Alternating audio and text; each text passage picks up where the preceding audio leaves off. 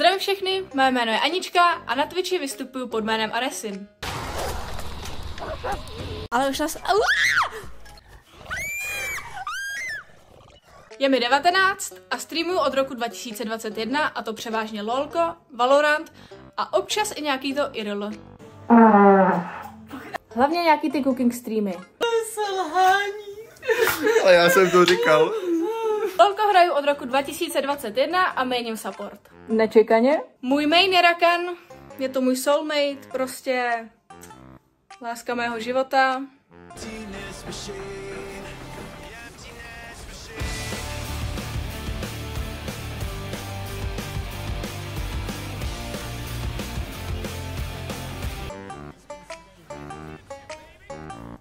Elder, kdo? Můj nejvyšší rank ve flexech je platina a v rankedech gold, ale to jenom proto, že rankedy moc nehraju. Takže gameplay na Dia, Trust. Jinak hraju hlavně Aramy a TFT. Master v double upech mimochodem. Teď tady se objeví Zaja.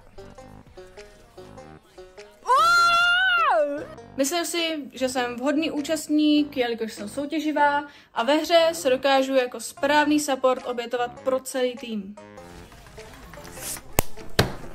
Tak close, je. Ups. Děkuju za zhlédnutí mého krátkého představení a těším se, až si mě někdo z vás vyberete.